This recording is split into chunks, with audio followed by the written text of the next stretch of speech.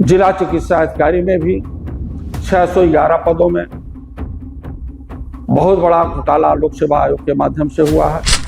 तो अभी वर्तमान में ऐसा क्या बदला है कि मीडिया में समाजवादी पार्टी से लोगों का आपस में एक मतभेद है? देखिए, सरकार भाजपा के लोगों की नहीं, ये भारतीय जनता पार्टी केवल समाज में नफरत पैदा करवाती है। इनके प्रतिवर्ष 2 करोड़ नौकरी कहाँ चला गया? हवाई चप्पल से चलने वालों को हवाई जहाज से उड़ाना, ये सच में ये न भगवान के हैं न आदमी के हैं। ये हैं तो केवल अपने स्वार्थ के लिए नफरत पैदा करके सत्ता हासिल करना। न इनको विद्यालय की फिक्र है, न इनको अस्पताल की फिक्र है, न खेतों खलिहानों में 18 से 24 घंटे काम करने वाले किसानों की फिक्र है।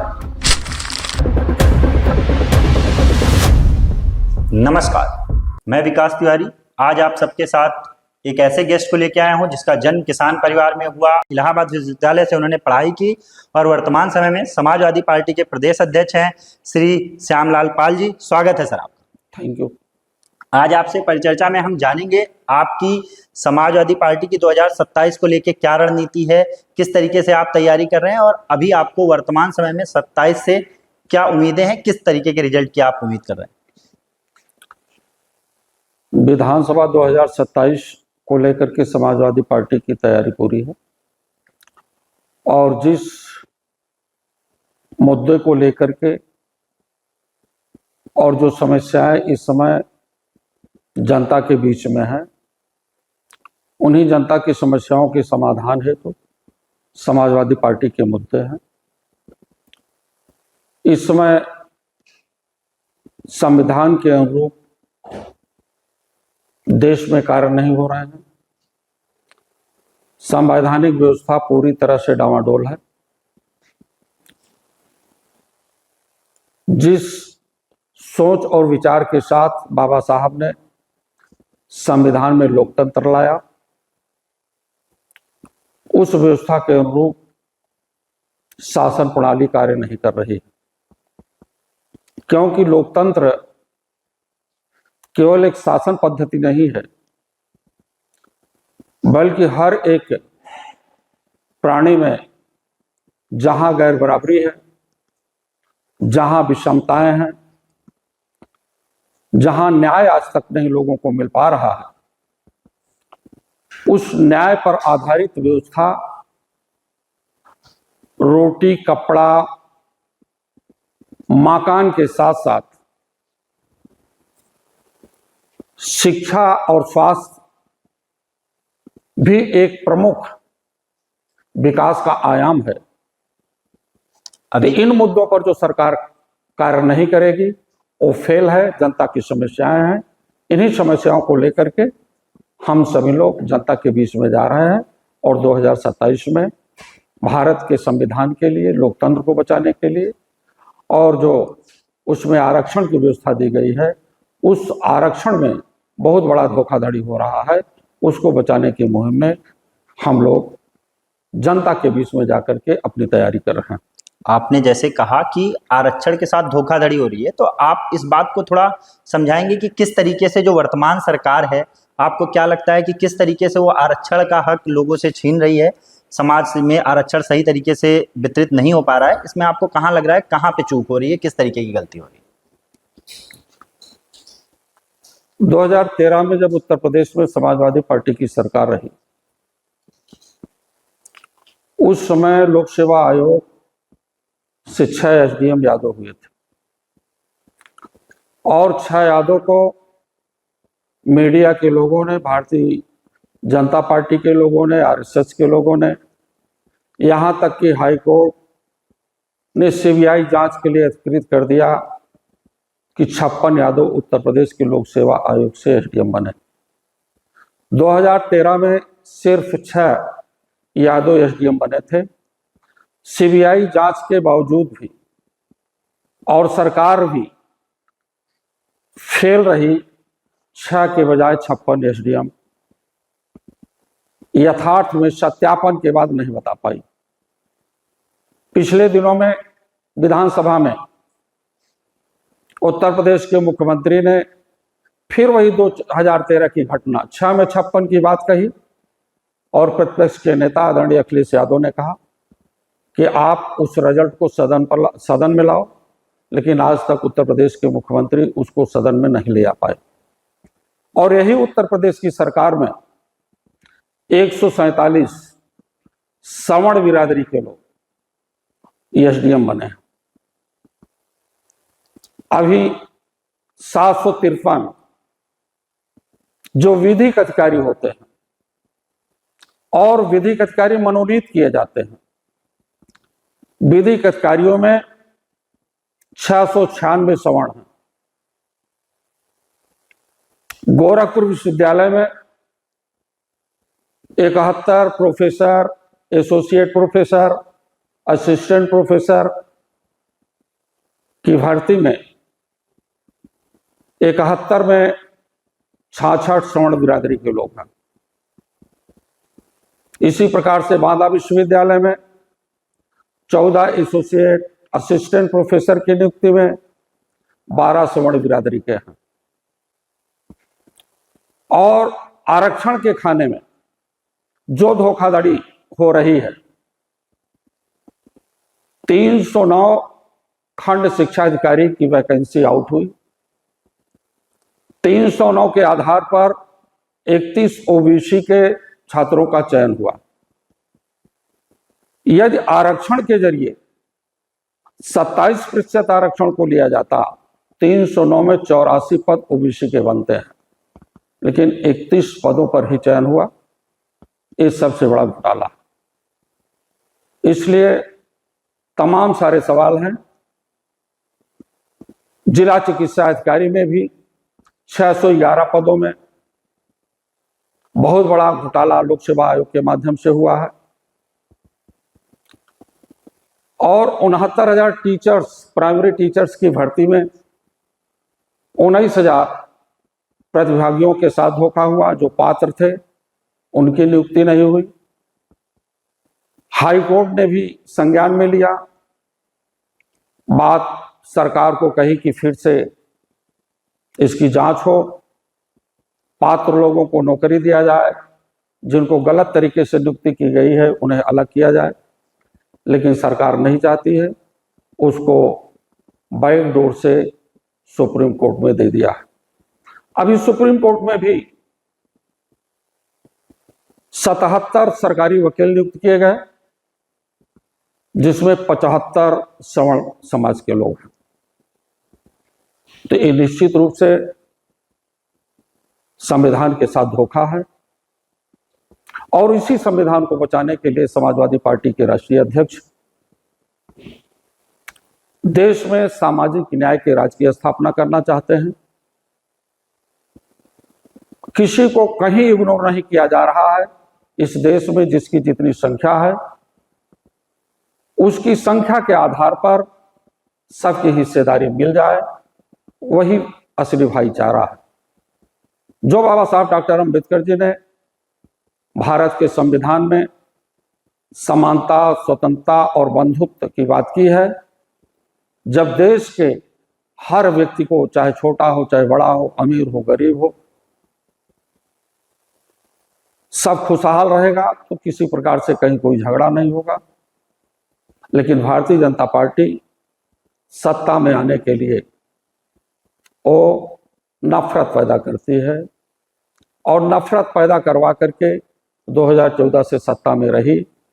आज पूरा का पूरा समाज, चाहे किसान हो, नौजवान हो, महिलाएं हो, सभी लोग सरकार से पीड़ित हैं। आपने और जी, आपसे मैं बीच में आपको मैंने इंटरप्ट कर रहा हूँ। आपने दो बातें की मुख्यतः से कि एक तो मीडिया और उसने आपकी सरकार को बदनाम किया था, दूसरी बात वर्तमान समय में सवर्ण समूह को लेके एक सब जगह भर्तियां हो रही हैं, इस तरीके का आपने जो आरोप लगाया।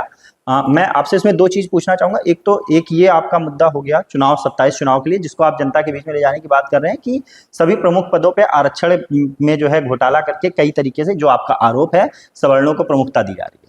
इसके अलावा और कौन कौन से मुद्दे होंगे जिनको आप जनता के बीच में ले जाएंगे, जो आपको लगता है असरदार होंगे और 27 में आपकी वापसी को सुनिश्चित करेंगे? इसके अलावा मेरा एक और सवाल है जो कई बार आया कि मीडिया सपा सरकार का साथ नहीं करती है, अगेंस्ट करती है, क्योंकि जब नेताजी सरकार में थे ये एक आम विचारधारा थी कि पत्रकारिता और समाजवादी सरकार की बड़ी अच्छी गठबैठ रहती थी। तो अभी वर्तमान में ऐसा क्या बदला है कि मीडिया में समाजवादी पार्टी से लोगों का आपस में एक मतभेद है? और दूसरा मेरा सवाल है कि आप जनता के बीच में एक ये कि सवर्णों को सभी चीजें बांट दी जा रही हैं, इसके अलावा और क्या क्या मुद्दे लेके जाएंगे? 2013 में जो गोदी मीडिया है जी, भारतीय जनता पार्टी को, ठीक है, उसने एक नायक को खलनायक बनाया, 6 में 56 एसडीएम बताकर। आज उसी आधार पर मैं पूछना चाहता हूं कि जबकि 6 में 56 एसडीएम नहीं हुए, लेकिन वर्तमान सरकार जो एक नायक को खलनायक बनाने का काम किया, वो कौन सा काम कर रही है? सबका साथ, सबके विकास के मुद्दे पर उन्होंने नारा दिया। क्या उनका यही नारा है कि केवल एक समुदाय का विकास हो? क्या बाबा साहब डॉक्टर अम्बेडकर जी का संविधान कहता है किसी एक वर्ग का विकास हो? क्योंकि संविधान में सबका हक है, सबका अधिकार है। क्या भाग्य केवल उन लोगों का खराब है जो झुग्गी झोपड़ियों में रहते हैं, जहां पर शिक्षा की किरण पहुंचने के लिए विद्यालय नहीं, जहां अस्पताल नहीं है? क्या उनके ही लोग कम उम्र में मर जाते हैं? दवा के अभाव में, पानी के अभाव में, विद्यालय के अभाव में कोई भी प्रकाश वहां तक नहीं पहुंच पा रहा। तो सरकारों की हमारी अनदेखी है। आजादी के 77 साल का 78 में हम लोग प्रवेश कर गए हैं, लेकिन इसके बावजूद भी शिक्षा की स्थिति बद से बदतर है। जिस देश में 2 प्रकार की शिक्षा हो, दोहरी शिक्षा हो, उस शिक्षा पर लगाम लगनी चाहिए। दोहरी शिक्षा आपने कहा, इसको आप थोड़ा समझाएंगे? दोहरी शिक्षा आपका कहने से आपका अभिप्राय क्या है? हमारा अभिप्राय है कि इसी देश में, मुख्य रूप से उत्तर प्रदेश में, जब नेताजी मुलायम सिंह यादव मुख्यमंत्री बने, उन्हें प्रदेश चलाने के लिए, शासन चलाने के लिए प्रमुख सचिवों की जरूरत पड़ी। जब रिजल्ट आया, देखा गया ग्रामीण अंचल का कोई व्यक्ति नहीं पीसीएस, कोई अधिकारी नहीं, तो उन्होंने समझा कि क्यों, तो लोक सेवा आयोग की जो परीक्षाएं होती थी उसमें एक पेपर अंग्रेजी का होता था जो सभी प्रतिभागियों को पास करना पड़ता था। बिल्कुल, सब विषयों में पास, अच्छे मार्क्स, लेकिन अंग्रेजी विषय में अगर वो फेल हो गया तो एसडीएम नहीं बन सकता था। धन्य हो धरती पुत्र मुलायम सिंह यादव जी, उन्होंने लोक सेवा आयोग उत्तर प्रदेश से अंग्रेजी में पास होने की अनिवार्यता को समाप्त कर दिया। जब समाप्त कर दिया, सभी ग्रामीण अंचल के विद्यार्थी जो प्राइमरी स्कूलों में हिंदी माध्यम से पढ़े, मिडिल स्कूलों में पढ़े, माध्यमिक स्कूलों में पढ़े, यूपी बोर्ड में पढ़े, वो एसडीएम दिखाई पड़ना शुरू हो गए, पीसीएस बने। सरकार की यही दोहरी शिक्षा है। एक पूंजीवाद का, पूंजीपति का बेटा, सामंतवादी का बेटा, जिसके पास आर्थिक सोर्सेज अच्छे हैं, वो लखनऊ में नहीं तो दिल्ली में पढ़ा देगा। वो गांव की बस्तियों में रहने वाला वो गरीब आदमी, किसी भी जात धर्म वर्ग का हो, स्कूल मर्जर हो जा रहे हैं, उसकी हैसियत नहीं है कि लखनऊ के बड़े विद्यालय में पढ़ा दे, उसकी हैसियत नहीं है कि दिल्ली के विद्यालयों में पढ़ा दे। ऐसे स्कूलों को नहीं बंद किया जा रहा, जिसमें तमाम चमत्कारी चीजें हैं। फीस की क्या हैसियत है? इतनी बड़ी बड़ी फीस, इतनी बड़ी बड़ी फीस, इतना बड़ा बड़ा डोनेशन, तो डोनेशन देकर के तो गांव का आदमी नहीं पढ़ पाएगा। इसलिए इनकी ये दोहरी शिक्षा प्रणाली है। और समाजवादी पार्टी और बाबा साहब डॉक्टर भीमराव अंबेडकर से लेकर डॉक्टर लोहिया, नेताजी धरती पुत्र मुलायम सिंह और वर्तमान इस देश में सामाजिक न्याय की राष्ट्र की स्थापना चाहने वाले अखिलेश यादव चाहते हैं कि दोहरी शिक्षा नीति न हो। जो इन्होंने इस देश में एक देश में एक इलेक्शन की बात किया, एक देश में एक इलेक्शन बाद में बात कर लेना। इस देश में एक प्रकार की एजुकेशन हो, एक प्रकार के पाठ्यक्रम हो, एक प्रकार के टीचर हो, एक प्रकार के विद्यालय हो। आप जरा सोचो कि प्राइमरी विद्यालय में टाटपट्टी पर जमीन पर बिछाया जा रहा है, बरसात का महीना है, छतें फटी हुई हैं, टपक टपक चू रही है, जमीन भी कायदे से समतल नहीं है, फर्नीचर्स नहीं है, डेस्क बेंच नहीं है, चपरासी नहीं है। कौन विद्यालय साफ कर रहा है? जो दिखाई पड़ता है वही मार्केट में बिकता है। उन विद्यालयों में भी चमत्कार लाओ, उन विद्यालयों में भी कोई मंत्र फूंको कि उनकी संख्या बढ़ जाए, लेकिन वहां कोई मंत्र नहीं, डेस्क बेंच नहीं, किताबें मार्च अप्रैल के बजाय आएगी अगस्त सितंबर अक्टूबर में, वो भी सभी विषयों की नहीं। कहीं इंग्लिश की किताब आ गई तो कहीं मैथ की किताब आ गई तो कहीं हिंदी की किताब आ गई, किसी साइंस की किताब आ गई। ये किताबें नहीं पहुंचेगी समय से, टीचर क्या देख करके पढ़ाएगा, कौन सा पाठ्यक्रम पढ़ाएगा? पहले अपने चेहरे को अपने आईने में देखें कि हम उन प्राइमरी विद्यालयों में कौन सी व्यवस्था दे रहे हैं।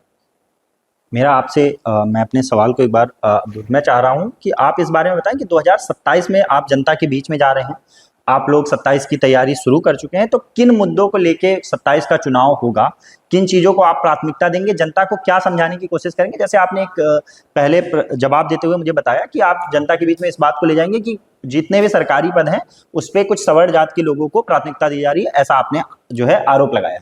इसके अलावा और कौन से मुद्दे होंगे? ये आरोप नहीं, ये हकीकत है। ठीक है, आप विश्वविद्यालय देख लीजिए देश के, जी कौन से लोग प्रोफेसर,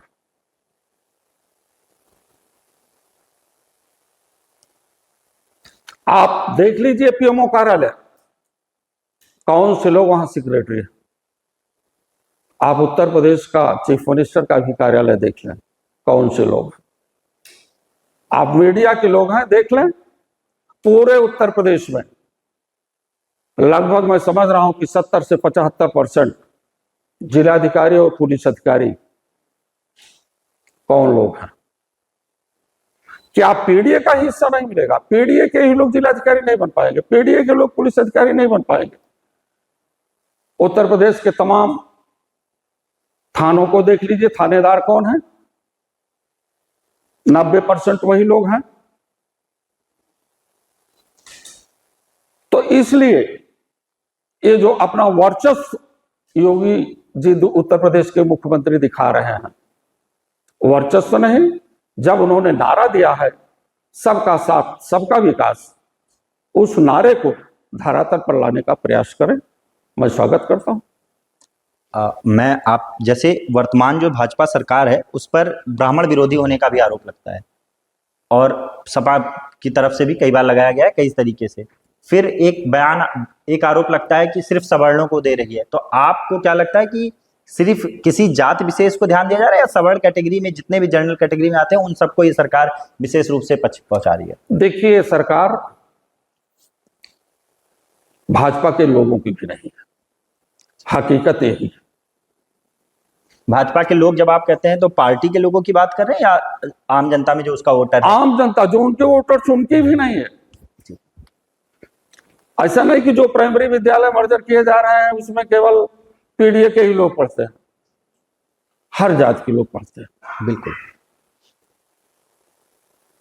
हर समाज के लोग पढ़ते हैं। बिल्कुल। तो ये भारतीय जनता पार्टी केवल समाज में नफरत पैदा करवाती है। मैं तो पंडित राहुल सांस्कृतायन जी का स्वागत करता हूं, जिनकी एक बड़ी आवाज देश के उन शोषित वंचित पीड़ित लोगों के लिए रही। मैं कवि नागार्जुन जी का भी स्वागत करता हूं। उनकी साहित्य की लेखनी गरीबों के लिए चली है, अमीरों के लिए नहीं चली।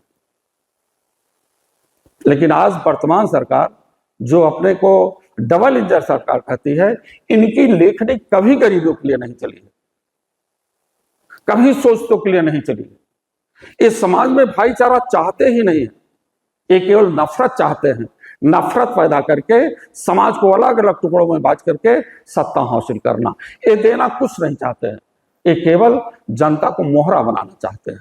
मोहरा बना करके कहां चली गई 15 लाख रुपए, कहां चला गया इनके प्रतिवर्ष 2 करोड़ नौकरी, कहां चला गया हवाई चप्पल से चलने वालों को हवाई जहाज से उड़ाना। ये कौन से नारे हैं?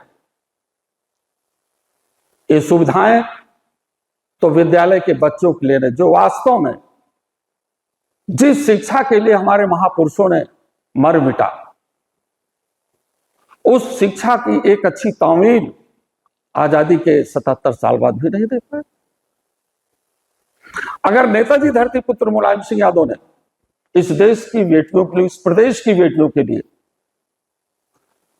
ना अमीर देखा ना गरीब देखा, केवल देखा तो देखा बेटियां देखा, चाहे महलों में रहती रही हो चाहे झुग्गी झोपड़ियों में, सबको कन्या विद्या धन दिया। कितना बड़ा सम्मान और शोहरत दिया। वही कारण है कि आज गरीबों की भी बेटियां विद्यालय में आना शुरू कर दिया। वो भी कहीं ना कहीं संस्थाओं में टीचर्स के रूप में, कहीं वकील के रूप में, कहीं अन्य कंपटीशन में जाना शुरू किया। भारतीय जनता पार्टी के पेट का दर्द बढ़ गया। उनका दर्द कितना भी बढ़े, उस दर्द को हम लोग कम नहीं कर पाएंगे, लेकिन हम चाहते हैं समूचे देश में बाबा साहब डॉक्टर अंबेडकर की विचारधारा, उनकी मंशा के अनुरूप, और डॉक्टर लोहिया जी का जो समाजवाद रहा है, जिस लाइन पर नेताजी ने काम किया है, उसी लाइन पर वर्तमान आधुनिक भारत के सामाजिक न्याय के एक ऐसे पैरोकार आदरणीय अखिलेश यादव जी की मुहिम है कि सभी लोग पलें, बढ़ें और आगे चलें। इसीलिए गरीब बच्चों के पास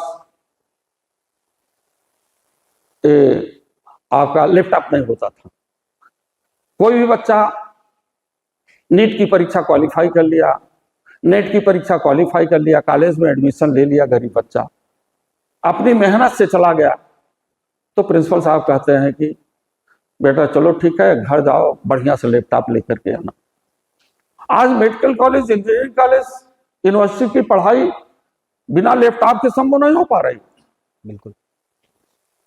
तो अखिलेश यादव जी ने एक बड़ा तोहफा पूरे उत्तर प्रदेश में दिया। उसमें भी न जात बिरादरी कोई धर्म नहीं देखा, लेकिन हम अनावश्यक रूप से एक नायक जो आम जन के लिए काम कर रहा हो, जिन्होंने जाति धर्म मजहब कहीं नहीं देखा, न उनके हृदय में कभी रहा, उसी नेता को मुख्यमंत्री के पद से हटने के बाद गंगा जल को ला करके मुख्यमंत्री के आवास को, उनकी कुर्सी को धोया जा रहा है। एक ऐसी शासन सत्ता है। तो इसलिए हम सभी लोग मिलकर के गैर बराबरी को समाप्त करना चाहते हैं। बिल्कुल। समाज में जो हमारी आर्थिक असमानता है उसको समाप्त करना चाहते हैं। पूरा जीवन चला जाए, अर्पण हो जाए, जैसे तमाम हमारे महापुरुषों का गया है, उसी प्रकार से हमारे राष्ट्रीय अध्यक्ष जी हैं और हम लोग भी उसी रास्ते के एक राही हैं। जब तक हम लोगों के भी में शरीर में प्राण रहेगा, तब तक संविधान की रक्षा के लिए, लोकतंत्र की रक्षा के लिए, ओबीसी एससी के आरक्षण के लिए जो भी दुखी पीड़ित लोग हैं, उनको एक सही रास्ता, उनको सही मार्गदर्शन और सही विकास के लिए जो हमारे राष्ट्रीय अध्यक्ष जी आदरणीय अखिलेश यादव जी कर रहे हैं, हम लोग एक तिनका बनकर के उनका साथ दे रहे हैं। हमें उम्मीद और भरोसा है कि 2027 में पूरे उत्तर प्रदेश का वो किसान वर्ग होगा, बेरोजगार हमारा नौजवान होगा, महिलाएं होगी और मजदूर होंगे। सभी लोग एकजुट होकर एक मंच पर आकर इस देश की पूंजीवादी व्यवस्था, सामंतवादी व्यवस्था और जो अपना वर्चस्ववादी व्यवस्था है, जो बाबा साहब अंबेडकर के संविधान को न मानने वाले लोग हैं, उनके खिलाफ बिगुल फूंक चुका है। और समाजवादी पार्टी के राष्ट्रीय अध्यक्ष ने पूरी की पूरी भाजपा विरोधी, संविधान विरोधियों की चुनौतियों को स्वीकार कर लिया। आप चूंकि समाजवादी पार्टी के प्रदेश अध्यक्ष हैं, मैं आपसे समझना चाहूंगा 2027 के लिए आपका संगठन कितना तैयार है? क्योंकि अगर हम पिछले चुनाव की बात करें तो पिछले चुनाव, विधानसभा चुनाव से पहले अखिलेश यादव जी ने एक फौज लगा दी थी भाजपा से सपा ज्वाइन करने वाले मंत्रियों की, विधायकों की, और वो अगर आपको याद हो प्रेस कॉन्फ्रेंस में अखिलेश जी बताते थे कि 1 दर्जन से अधिक मंत्री हैं जो सपा ज्वाइन करना चाहते हैं। तो क्या संगठन इस बार कितना तैयार है? क्या इस 27 से पहले भी कुछ वैसी रैली दोबारा देखने को मिलेगी कि भाजपाई नेता छोड़ के समाजवादी पार्टी ज्वाइन करेंगे? क्योंकि वर्तमान में अभी ऐसा देखा जा रहा है कि कुछ सपा नेता जो भी हैं, जो कुछ पदों पे भी थे, जो विजयी भी हुए थे, वो छोड़ के भाजपा के साथ जा रहे हैं। देखिए, लाइन खींच चुकी है जंग जीतने की। वो जंग संविधान बचाने वालों की। जितने भी संविधान बचाने वाले लोग हैं एक लाइन पर आएंगे। एक लाइन पर संविधान बचाने वाले, लोकतंत्र बचाने वाले लोग आएंगे। कौन एमएलए बनेगा, किसको टिकट मिलेगा, ये तो दूर की बात है। टिकट तो मिलेगा, चुनाव लड़ेंगे, लेकिन असली चुनौती जो है संविधान बचाने की है। और उसी चुनौती को स्वीकार कर उत्तर प्रदेश का पूरा समाजवादी संगठन समाज में घटता हुआ जो समता का भाव है, जो स्वतंत्रता है, जो भाईचारा घटा है, जहां नफरतवाद बढ़ा है, नफरतवाद के खिलाफ जंग का ऐलान है। उसी में हमारे समाजवादी लोग विधानसभा में गांव गांव, गली गली, कूचे कूचे भारतीय जनता पार्टी की कालाबाजारी को गांव गांव बताने का काम कर रहे हैं। क्योंकि भारतीय जनता पार्टी ने बाजार तो तैयार किया नफरत का, लेकिन उनके नफरत के बाजार में समाजवादी पार्टी भाईचारे का, प्यार की दुकान लगाएगा। जिस दुकान पर वो सभी ग्राहक आएंगे जिनका दर्द हमारे दर्द से मिलता है, हमारे दर्द से जिनका दर्द मिलता है, वो सभी हमारी दुकान पर आएंगे। आपने बात की कि जो भी संविधान बचाने वाले लोग हैं वो सब इकट्ठा होंगे, एकजुट होंगे, तो क्या ये किसी आपके गठबंधन को और बड़ा करने के लिए भी और लोगों गठबंधन में और जगह है कि और भी दल आपके साथ गठबंधन में जुड़ सकते हैं? जिसको संविधान बचाना होगा वो आएगा, बढ़ भी सकता है, क्योंकि संविधान कोई हल्की चीज नहीं है। संविधान को एक व्यक्ति से नहीं बचाया जा सकता। क्योंकि भारतीय जनता पार्टी ने ऐसा जाल बिछ दिया है पूरे देश में, उसको समाप्त करने के लिए बड़े जीवट के लोगों की जरूरत है, हल्के लोगों की जरूरत नहीं। तो सभी जीवट के लोग संविधान के साथ रहेंगे। फिर भी 27 के लिए आपकी ऐसी तैयारी में, क्योंकि पिछले 2 बार आप भाजपा के साथ सीधे मुकाबले में समाजवादी पार्टी वैसा परफॉर्म नहीं कर पाई है जैसा वो करना चाहती थी, जैसे उनको उम्मीद थी। या अगर सीधी भाषा में कहें तो समाजवादी पार्टी को सीधे मुकाबले में भारतीय जनता पार्टी से हार मिली। कई बार गठबंधन के दलों ने सहयोग नहीं, उस तरीके से परफॉर्म नहीं किया, कई बार समाजवादी पार्टी भी कमजोर हुई। तो ऐसी कौन सी चीजें होंगी जो पिछली 2 बार से अलग कर रही है समाजवादी पार्टी, जिससे समाजवादी पार्टी की अलग रूपरेखा है। समाजवादी और अंबेडकर वादी विचार हैं। इन विचारों को लेकर के 2024 के लोकसभा में जिस तरह से पूरी ताकत के साथ समाजवादी पार्टी के कार्यकर्ताओं ने, समाजवादी विचारकों ने, किसानों ने, नौजवानों ने, महिलाओं ने बढ़ चढ़ करके हिस्सा लिया और भारतीय जनता पार्टी को बुरी तरह से परास्त किया। क्योंकि बीजेपी के लोगों को, नेताओं को बड़ा गर्व था, घमंड था, गर्व नहीं घमंड था कि हम भगवान राम को लाए हैं। भगवान राम को लाने वाले को जिता देना, प्रधानमंत्री बना देना। अब बताओ, बीजेपी के लोग तो भगवान से भी बड़े हो गए, उनके कंधे पर लाद करके ले आए और अयोध्या में गर्भगृह में स्थापित कर दिए। तो भगवान राम भी अपनी अंतरात्मा की आवाज खोल दी। उन्होंने साफ कह दिया ये झूठ बोलने वालों का साथ मत दो, नफरत पैदा करने वालों का साथ छोड़ दो। देश में एक नेता है जो सामाजिक न्याय की लड़ाई लड़ रहा है, अखिलेश यादव। उनके कैंडिडेटों को जिता दो। उत्तर प्रदेश के लोगों ने जिता दिया। 2024 से पहले अखिलेश यादव ने पीडीए का नारा दिया, पीडीए की मुहिम का झंडा उठाया, जिसके बाद 2024 में जो परिणाम आए वो पिछले जो परिणाम थे उन सबसे बेहतर थे और उत्साहवर्धक थे समाजवादी पार्टी के लिए। लेकिन पीडीए की मुहिम के साथ एक और चीज आती है जो आप ये कह सकते हैं कि भाजपा की तरफ से या एक समाज में इमेज बनाई जाती है अखिलेश यादव की हिंदू विरोधी होने की। ये एक आम धारणा। तो आपको क्या लगता है कि समाजवादी पार्टी के लिए भाजपा का ये आरोप अखिलेश यादव जी के लिए सूट करता है पीडीए को और एकत्रित करने में, या आप इसका खंडन करेंगे, इसका विरोध करना चाहेंगे? आदरणीय अखिलेश यादव जी एक मंदिर बनवा रहे हैं इटावा में। बिल्कुल भगवान की ही मंदिर बनवा रहे हैं जी। उसकी जांच कौन करवा रहा है? बीजेपी के लोगों को समझना चाहिए कि इस देश में जो गरीब है, वंचित है, पीड़ित है, वही असली राम का भक्त है, वही असली कृष्ण का भक्त है। ये भारतीय जनता पार्टी के लोग कत्तई राम के भक्त नहीं, कत्तई राम के भक्त नहीं है। उत्तर प्रदेश की पूरी कैबिनेट प्रयागराज के महाकुंभ में गई,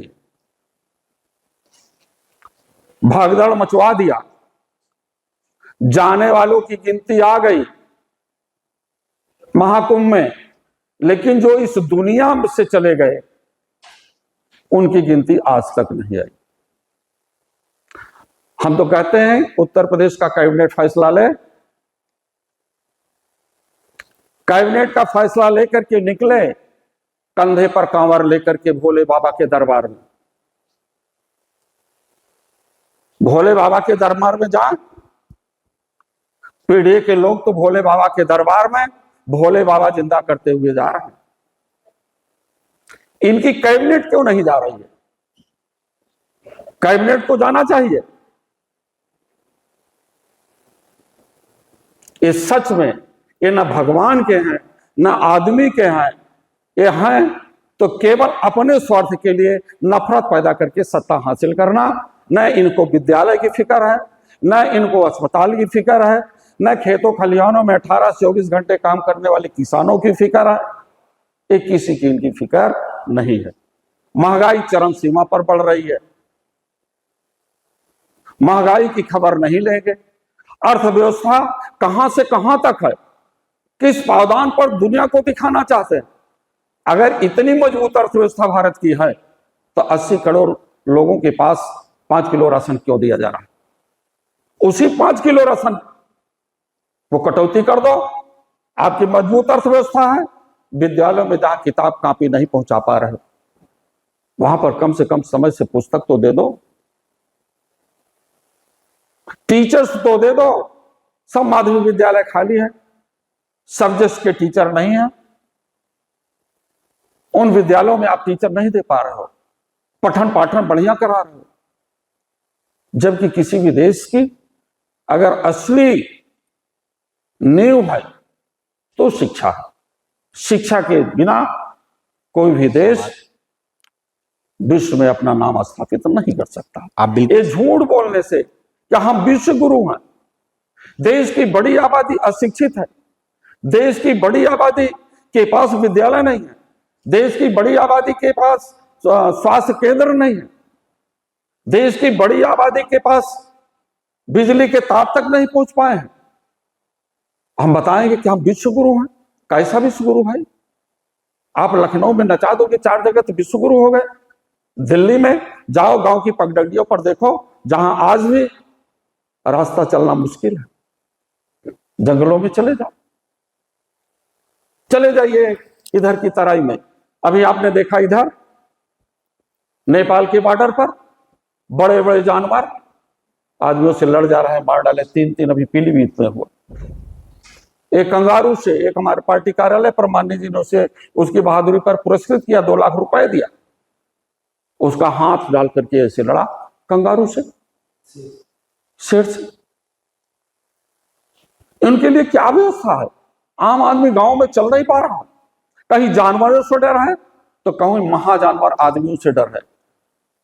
सामूहिक रेप की इतनी बड़ी घटना है, उनके साथ रेपकारी जेल में नहीं सड़कों पर घूम रहे हैं, उसी का पीड़ित परिवार, उसी का बाप, उसी की मां जेल में। एक ऐसा इंसाफ है। अभी जब हम आप बात कर रहे हैं तो दिल्ली के सदन में मानसून सत्र चल रहा है, जहां से 2-3 बड़े टॉपिक आए हैं, उस पर मैं आपसे प्रतिक्रिया चाहूंगा। एक तो अखिलेश यादव जी ने मांग की है कि जो आधार कार्ड है उसे मेटल का बनाया जाना चाहिए। दूसरी, उपराष्ट्रपति धनखड़ जी ने इस्तीफा दे दिया अपने स्वास्थ्य कार्यों का हवाला देते हुए, लेकिन बहुत तरीके की सुगबुगाहट है कि बहुत क्या था जिसकी वजह से उन्होंने अचानक इस्तीफा दे दिया, क्योंकि कुछ दिन पहले ही वो अपने रिटायरमेंट का 2027 का प्लान बता रहे थे। तो आप इन दोनों चीजों पे अगर अपनी प्रतिक्रिया देना चाहें, एक तो अखिलेश यादव की मेटल आधार कार्ड की मांग, दूसरी धनखड़ जी की मेटल आधार कार्ड एक प्राथमिकता के तौर पर सर्वमान्य होना चाहिए। इसका प्रयोग हर जगह होना चाहिए। अब जब इस आधार कार्ड का प्रयोग बैंक अकाउंट में, मतलब कोई भी काम होगा वहां हर जगह आधार कार्ड की जरूरत है। आधार कार्ड को अटैच किया जा रहा है, क्या ये जो वोटर आईडी है वहीं आधार कार्ड अटैच नहीं किया जाएगा? इसलिए राष्ट्रीय अध्यक्ष आदरणीय अखिलेश यादव की मांग बहुत ही उत्तम और सराहनीय है। और जहां तक उपराष्ट्रपति के इस्तीफे की बात है, ये बड़ा मुद्दा है। थक गए थे, उपराष्ट्रपति थक गई थी। संविधान खतरे में जा रहा था, लोकतंत्र खतरे में जा रहा था, और जहां और रहते हैं वहीं पर हमारी महामहिम राष्ट्रपति जी हैं। महामहिम राष्ट्रपति की समाज की एक बेटी जो दिल्ली विश्वविद्यालय में पीएचडी के लिए बहुत अच्छे अंक उसके आए थे। इतना अच्छा अंक आया था कि इंटरव्यू में 2 नंबर से फेल कर दिया गया। उस बेटी का पीएचडी में एडमिशन नहीं हो पाया। ये अपने आंखों से महामहिम जी ने भी देखा होगा, तमाम सारे लोग देखे होंगे। तो वास्तव में जिनके साथ और जो समझ रहा है कि जनता के साथ अन्याय हो रहा है, वो अब उनके संवैधानिक पदों पर जो दे रहे हैं वो धीरे धीरे छोड़ करके सब अलग हो जाएंगे। ये अन्याय और अत्याचार, जुर्म, ये ज्यादा दिन तक नहीं टिकता है। ठीक है, अब मैं बातचीत को दोबारा से प्रदेश की राजनीति और 2027 के चुनाव की तरफ ले जाना चाहूंगा।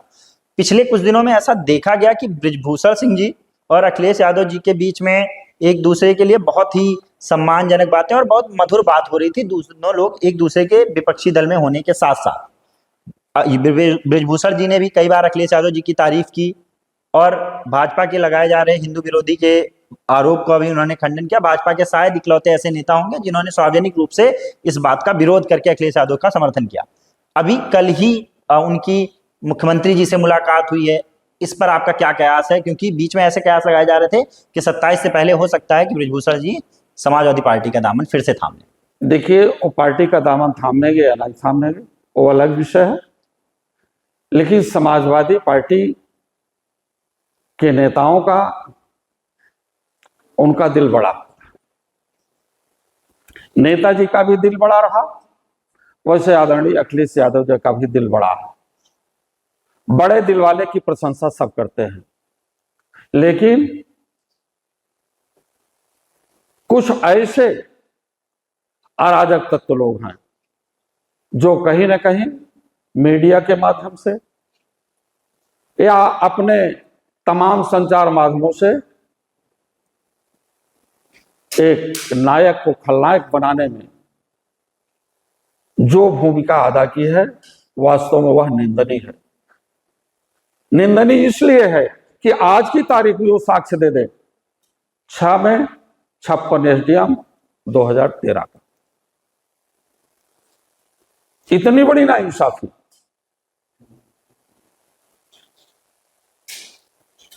तो वो बड़े दिल के नेता है, उनका हृदय विशाल है। देश में सभी लोग हैं, वो भाईचारे से मिलते हैं, भाईचारा उनका व्यवहार है, आओ गले मिले का उनका नारा है।